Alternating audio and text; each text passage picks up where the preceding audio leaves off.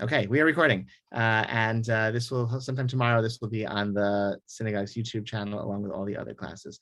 In the chat, I just put the source sheet so you can follow along our progress. So this is the first time we've met since before Passover. So welcome back and welcome to those who are joining us. We had made our way over the past few months through the source sheet, through Roman numeral 1, through Roman numeral 2. And we had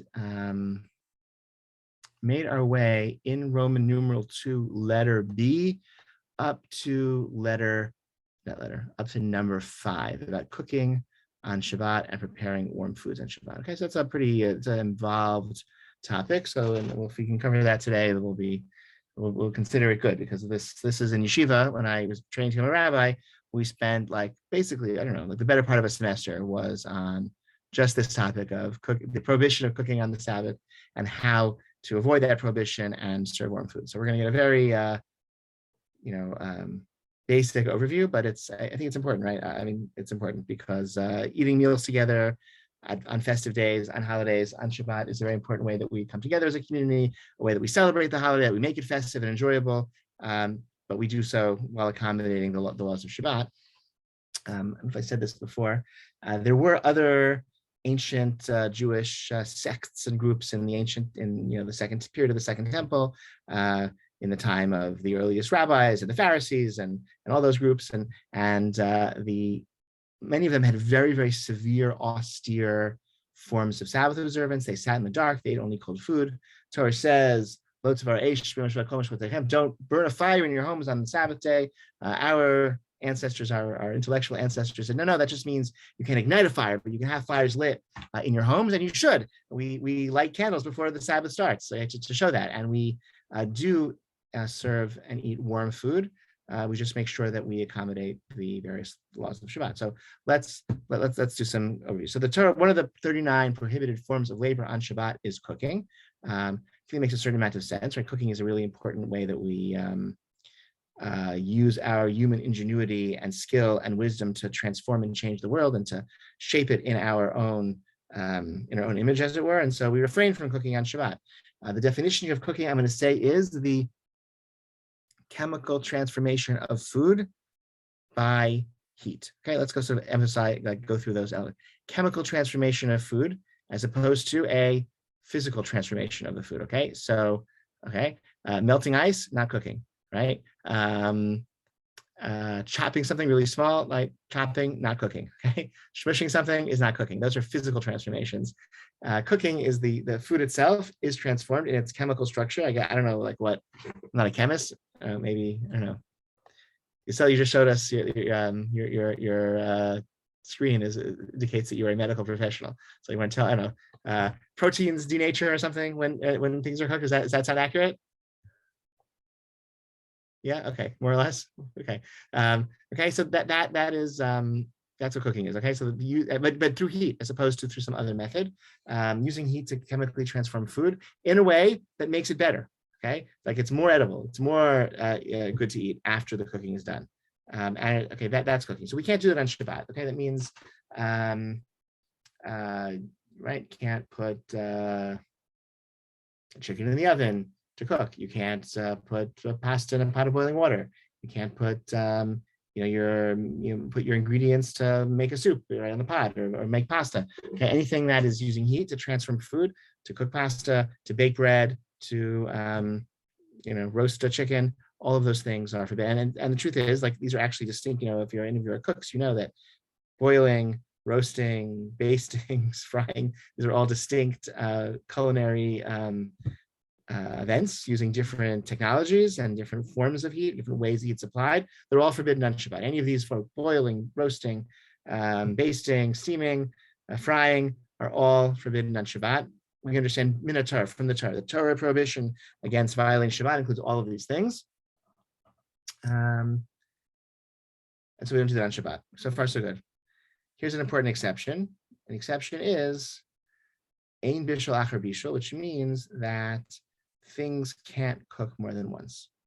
Once something has been transformed by heat, you can't cook it again. Okay?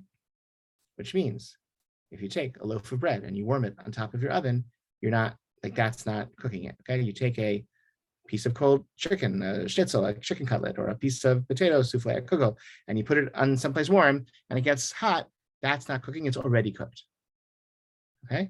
So that's an exception to the rule, or it's not an exception, it's a definition of what cooking means. Cooking is something that only happens once.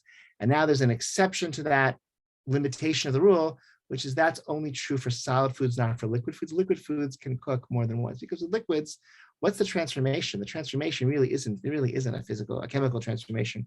It's more of a physical transformation. Liquids, the molecules start moving faster. So you have a cold soup and you make it warm, make it hot. That would count as cooking, even if the soup is already cooked. You have a sauce that cools down, you make it warm again, make it hot again. That would count as cooking, even if it's already cooked. When it comes to something dry, it can only cook once. So the reheating of a piece of schnitzel, a roast chicken, piece of kugel, whatever, okay, a carrot, a boiled carrot, okay, the reheating of something dry and solid that has already been cooked doesn't violate the violation and the prohibition against cooking on Shabbat. So far, so good? Okay. Those of you with the screens off, if you want to like give me like a, feel free to give an occasional thumbs up. Okay. Right now the screen's on, I can see some nods. Thank you. Okay, great. Wonderful. Okay, beautiful. Thank you. Okay. So now there's another, that's the, okay, the only remaining question we have to resolve is what counts as cooked versus not cooked, right? If we say something can only cook once, how cooked does it have to be? And we are generally going to be lenient in our understanding of what it means for something to be cooked. And we're going to say that it doesn't have to be fully cooked. It just has to be cooked so that it's basically edible. And once it's basically, no, that's not true. Sorry, say once it's fully cooked, it can't cook again, but it can still like have additional, like continuing to get, right? I don't know, it's like, so you have, I don't know, like there could be some types of food, fish or chicken, maybe, I don't know, certain types of foods where there's like a range in which it's might continue to cook and still get better. So that's like that's a gray area, I would say. But for this law, I think it's less relevant because once it's,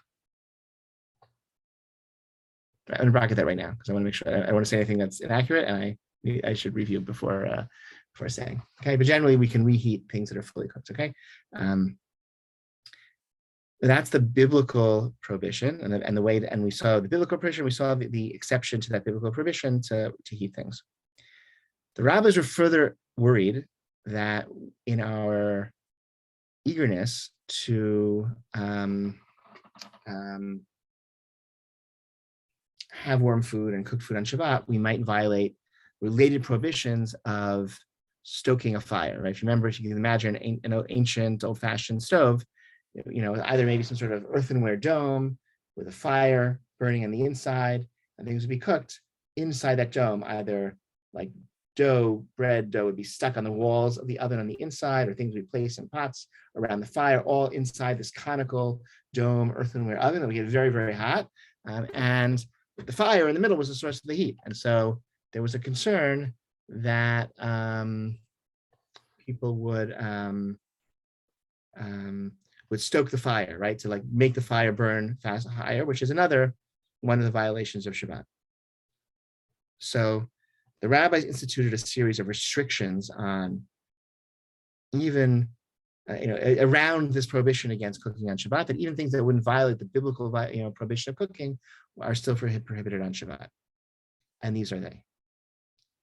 You can't leave something in the oven, or let's say on a burner,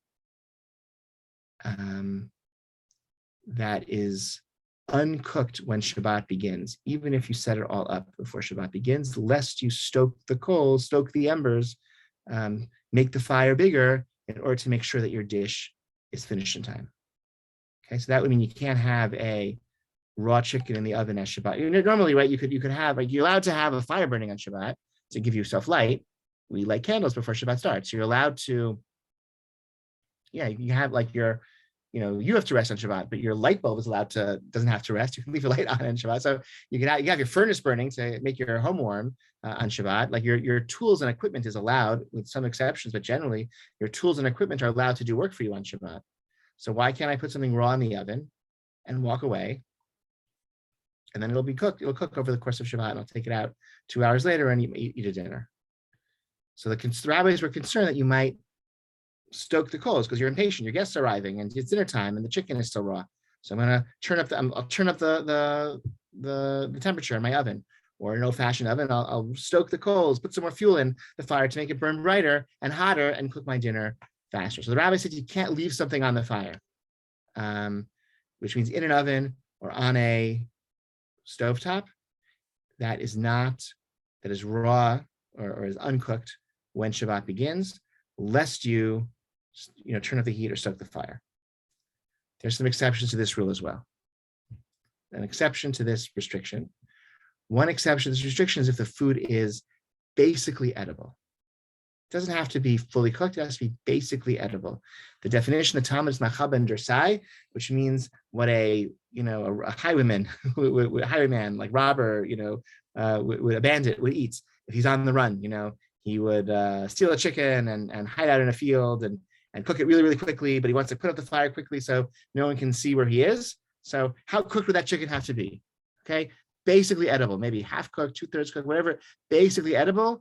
Okay, if it's that stage when Shabbat begins, you can leave it in the oven or on the stovetop because you're not going to be tempted. It'll be done. Just be patient. Wait 45 minutes. It'll be 30 minutes. It'll be done. You're not going to be tempted to break Shabbat by adjusting the oven, adjusting the fire. So that's one exception. Another exception is you can leave it on the fire, leave it on the burner if you cover away, rake away, and cover the fire. So imagine an old-fashioned oven, an earthenware dome. So you rake away the coals that are burning inside that earthenware dome. There's still a lot of residual heat in that oven. It'll continue cooking for a long time. So rake the coals. There's no fire there anymore.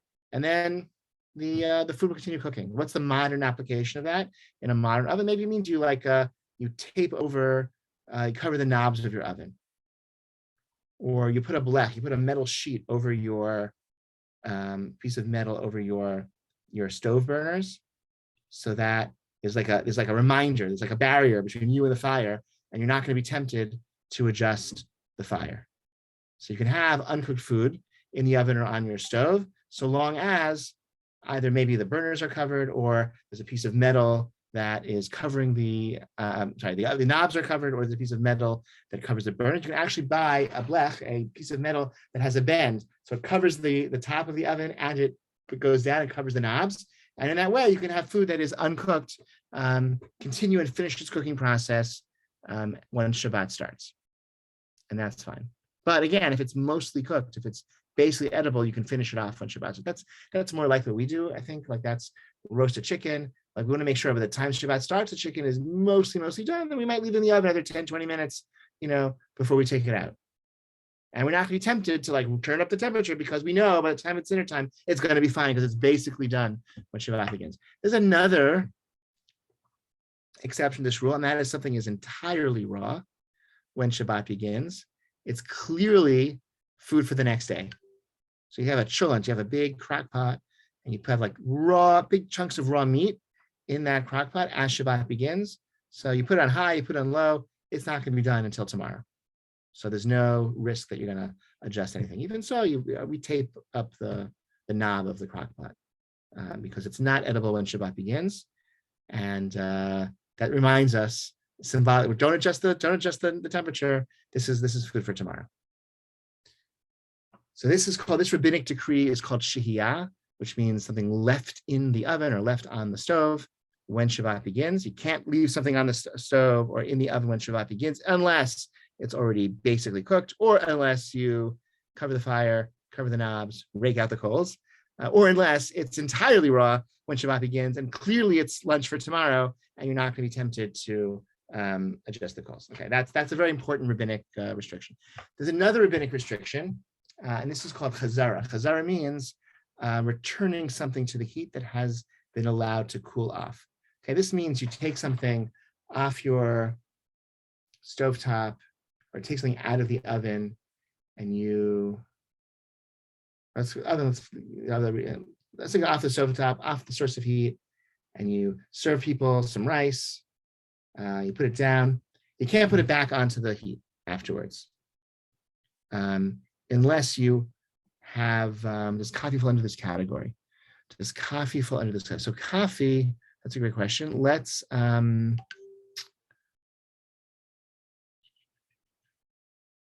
yeah, so let's pause here, and you'll ask your coffee question, and then we'll go back. So to ask, so make sure I understand. So Lily, can you re-ask your coffee question, and how do you mean? Yeah. Sure. I think at the time I was wondering if that counts as uncooked or semi-cooked, where I just wonder how it's okay to have, I think there are timers for having coffee the next day, and is it okay to turn that on, or what category does that fall into? Yeah. So I think it's okay to set your coffee maker on a timer because you're doing nothing on Shabbat itself. It's all set up before Shabbat, and there's no way you could, like, what are you going to be tempted to do? Like, it's just set up and it's done, and everything is set up, and the machine does the work for you. I'm sure there's some more stricture about having machines do things on timers, because you could imagine like a slippery slope where you have a television on a timer, and you have a sewing machine on a timer. You have a totally, a very, normal workday, just everything on timers, and that would ruin Shabbat. So I think there's some caution that's due, but generally things that are like enhancing the Shabbat experience and the spirit of restful, enjoyable day, like your coffee maker going off in the morning, I think that's fine. Our coffee maker goes off on Shabbat, and so it is cooking the water. It's heating the water to a piping hot temperature, and it's passing through the coffee grinds, which maybe as they're infusing the flavor, maybe there's some cooking going on as well, but the machine's doing it, we're not doing it. And all the stuff we did was before Shabbat started. Making instant coffee, making tea is a little more complicated. We'll talk about that later, okay? So Chazara means you can't return something to the heat once it's been taken off the heat. It means if you're serving some food at your dinner Friday night, you want to put it back on the heat source. You got to like keep in mind, I'm not letting this cool down. I'm not leaving it off the heat source for good. I'm going to put it back, and just once I've given everyone rice, I'm going to put it back on so it stays warm in case somebody wants a second course, second serving. It means you can't take something cold out of the refrigerator lunchtime on Saturday and heat it up, right? It has to be something that is, right? You have to maintain the heat. You can't return something. You can only return something. You can return something to the heat. You can't put something on the heat that had been like totally taken off and allowed to cool down, such as something that was in the refrigerator. So you can't take something out of the fridge, even if it's otherwise the type of things that could be heated because it's fully cooked. You can't heat those things. Put those on the heat source on Saturday lunchtime, whatever. Very important exception to this rule is a warming tray or a warming drawer. This Chazara prohibition seems to be based on not doing things that look as though cooking. So taking your rice and putting it on the stove after it's been allowed to cool off looks like you're cooking. Taking something out of the fridge, putting it on the heat source looks like you're cooking. And maybe it's also a lest you stoke the coals kind of concern as well, some say. So either way, if you have a warming tray, it doesn't look like cooking. A warming tray can't be used for cooking. And a warming tray generally can't be adjusted either. So an electric warming tray is really, really great for Shabbat. And they make them even. I think it's like basically they make them for Jews to use for Shabbat. Electric warming tray has no knobs, can't be adjusted, can't be used for cooking because it'll get ruined if used for cooking. It generally doesn't get hot enough to be used for cooking, but it will keep your things nice and warm. So as long as you don't have you're not going to violate a biblical violation by heating things that are liquid, or by actually, like, I don't know, cracking a raw egg onto it or something, or actually cooking something, you can basically use it to heat or reheat just about anything at any time. You can take something cold from the refrigerator on Saturday day and put it on a warming tray. You couldn't put something from the refrigerator into an oven or onto a stovetop with a fire, but you could put it on a warming tray. So I strongly recommend warming trays. It makes a lot of things possible in Shabbat, really like a modern invention that really, there were like pre-modern versions of this, but the warming tray is really great. Warming drawers work the same way. They're not ovens. You can't use them for cooking. They're for warming. So warming ovens also a strong recommendation of that as well. And that really obviates the concerns of Chazara, okay? shehiyah, it's gonna, yeah. Also, you could leave something. I mean, you could take something out of the oven as Shabbat begins and put it on your warming tray. I mean, the warming tray won't cook it though. So if it's really, the warming tray is not going to solve a shehiyah problem, because shehiyah is not a problem once something is fully cooked, and the warming tray isn't going to really finish off something and make it more cooked once it's been fully cooked. So, all right, questions about that? You know what I'm talking about when I say warming tray? You've seen them before? Yes, no? Yes? Is there a no? Anyone say no? Anyone know? No, okay. So let me show you thanks for asking. Good. I'll show you a picture. I'm just Googling warming tray for Shabbat, okay? And we'll see what comes up. Shabbos warming tray, here we go, here's one, okay?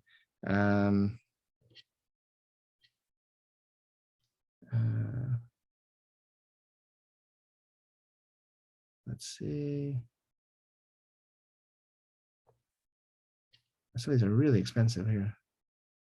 You want one that's not adjustable. So you want one that says like, yeah, a lot of these are adjustable. That's not what you want.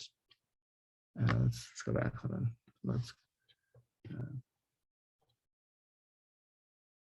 Here's one, let's try this one.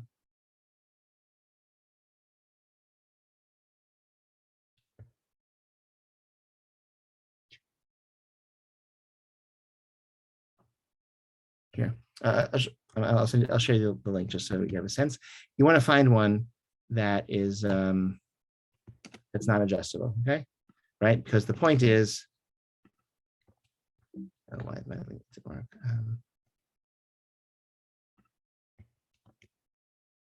Here, try this. Oh, wow, it's telling me. Is that a thing that you can't paste into? It's like a new. Try this one more time.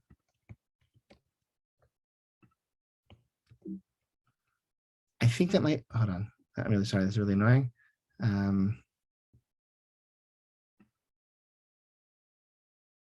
Okay.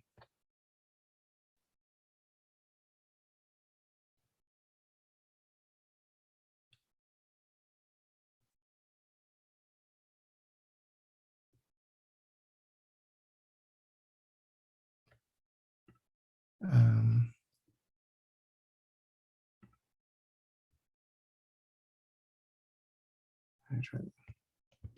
All right, see what. Okay, try that. Okay, there you are. So sorry if it took a little longer than I thought it would. So you want something you want to find one that's not adjustable. You can find them sometimes at Judaica stores. This is adjustable. Let's see the sponsor. They're all sponsored. You can't.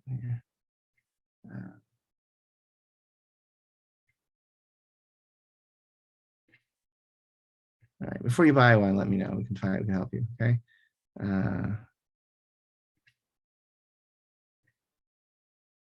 You know those induction cooked. You want something which was not for cooking. So it's really one of those like warming tray. Warming tray is what the product is called. You want to find a non-adjustable warming tray. That's sort of basically the goal.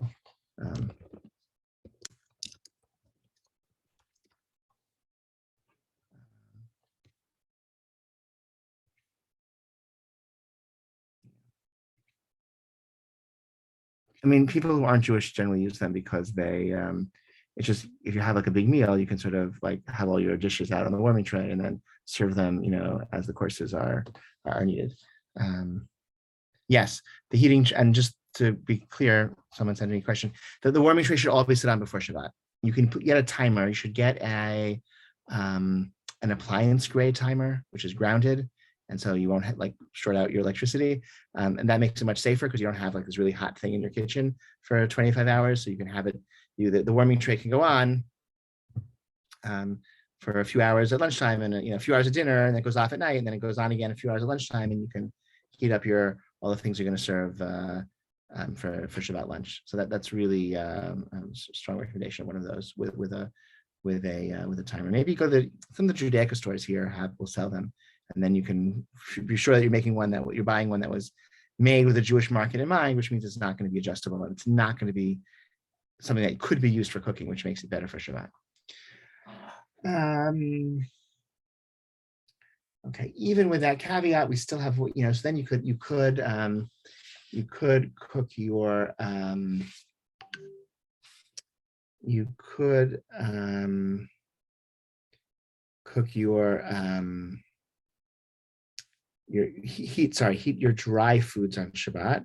Your liquid foods, you're not going to, you still can't put on the warming tray, because heating cold liquids is still a biblical violation of that cooking prohibition. So even the warming tray can't counteract that. So you couldn't use a warming tray to serve, let's say, soup for Shabbat lunch, but you could use it to keep soup warm for Friday night dinner. Just put it all on there before Shabbat starts. One other concern is to remove it from the warming tray before you start serving, because stirring the soup with your ladle is understood to like facilitate the cooking. And since it's liquid and it's on a heating element, that's a problem. So you take the soup off the warming tray, and then you can serve it with your ladle into bowls. Okay, these are, it's a lot of, I know, like it's like a ton of information. I promise you it gets easier when you do it for a couple of months. You see it done for a couple of months, it gets much more easy, but to keep it all straight. What other things to talk? Let's go back to tea. Should I talk about tea? And then I think that's that might be mostly what we, yeah. Okay, let's talk about tea, and maybe we'll wrap it up with tea.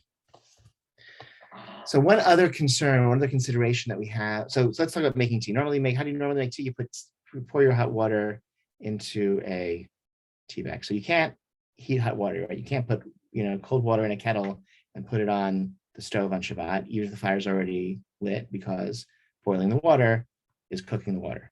But you could have a hot water urn, okay, right? That you fill before Shabbat and plug in before Shabbat and heats the water up before Shabbat. And you could use that to get your hot water on Shabbat itself. So pouring that over the tea, there's a concern that you might be cooking the tea leaves. You're probably not. You're really cooking. I don't know if you're cooking the tea leaves. You're not really eating the tea leaves. You're eating the flavor that comes out of the tea leaves. So there is a concern about cooking the tea leaves. And so we don't pour hot water directly over tea. So what we do is we pour the hot water. So one solution is you can just make, like, which many people do, just make like a very strong tea concentrate before Shabbat, and you dilute that in hot water. That's one thing you could do. The other approach is to put your hot water into an empty cup, and then you put the tea bag into that empty cup. In that way, the water has cooled off somewhat. It's not the direct boiling water from the urn where it boiled going over the tea leaves. It's going into a secondary cup. And there's a understanding by the rabbis in the Talmud that things, once they're no longer in the primary vessel where it was heated, it's been poured into a secondary cup. It's no longer hot enough, doesn't have the kinetic energy, I guess, to cook something else. Okay, so water from the hot water urn, I mean, the temperature is still very hot, but it's now some of that energy is going to heat the walls of your mug. And so it's not all going to be available to cook whatever you put into it. That's a general assumption, halakha. Things can't cook in a secondary vessel. So you pour the water into an empty cup and put the tea into the empty cup. So far, so good. However, we're worried, well, maybe some things, though, cook really, really easily. And maybe tea is one of them. So one solution, so pour it from that into a third cup. And you pour it into a third cup, then you don't have to worry. Nothing cooks in a third vessel. And so then you can put the tea bag into that third cup. Okay, so what I do, I have a little teapot. I fill the teapot with my hot water from my hot water urn. From that teapot, I pour it into the mugs, and then I put the tea bags into the mugs. So I bring those mugs of hot water to the table and let my guests put their tea bags in. And that's how I make tea on Shabbat. So the tea bag is going into a tertiary, a third degree container. The hot water urn is 1, the teapot is 2, and the teacup is 3. And the tea bag goes into that 3. That's like another way to avoid this issue. Because maybe tea leaves are one of these things that cook very easily. You want to be extra careful about that. Okay, questions about that? It's a ton of information I just sort of dumped. Any questions or things I didn't cover or things that are unclear? Rain, is that thumbs up because everything's great, or because yes, you have a question you want to ask? I'll assume thumbs up is good, but if you want to unmute yourself and say something, that's fine too.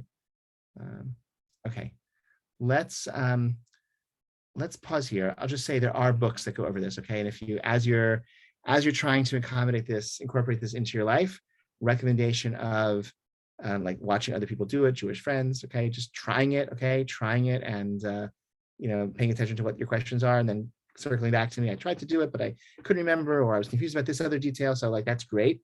You'll realize the questions when you try to do it yourself. And there are good books about these laws, okay, I think even some of them I think are on the Rabbi Neuwirth's Shmirat Shabbat, Rabbi Melamed, the laws of Shabbat is a very, very clear guideline, and it's free now on the internet. I'll share the link, actually, just one more resource I'll give you. I'm going to share my screen so you can see how I find it. Okay, I'm going to share my screen. Where is it? Here it is. Okay, this is Sefaria, so it's like an online Jewish library. So you go to Halacha, so far so good, and all these great masterpieces of halachic literature. Sifrei Mitzvot, these are lists of the 613 mitzvot over the centuries. Rishonim, the early medieval commentaries, the Achronim from the 16th century and onward, 15th century and onward.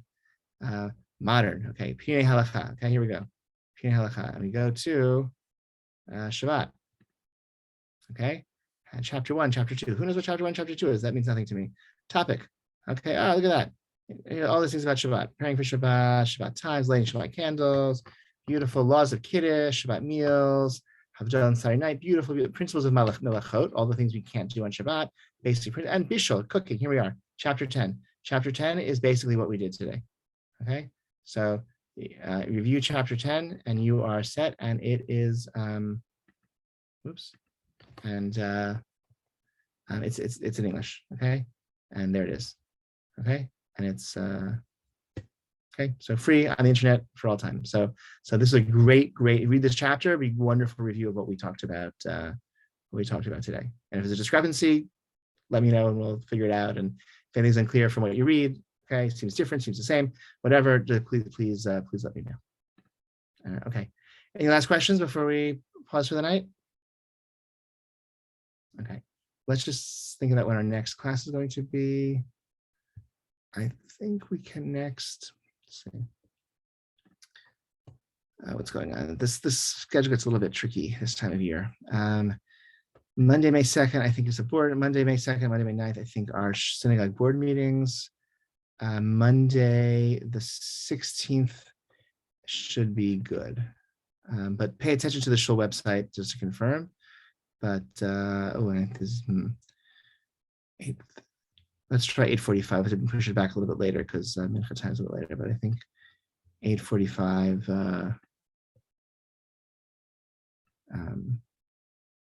Yeah, so we'll meet for 45 minutes on Monday, May 16th, I believe. And then May 23rd, this is Shul Soiree, so I can't do then. May 30th is Memorial Day, so I don't think I necessarily want to teach then. And then June 6th and 13th are board meetings. June 20th, I might be out of town at a conference. June 27th, my summer vacation starts. So we might not have too many classes until the summer, which is really wild. But please, you can come to shul and ask questions, okay? And you can meet and you can read and study and ask me questions, and we can find times to meet one-on-one, even if the classes are delayed a little bit. Okay, thank you so much, and I hope to see you soon. Be well. All right, everybody.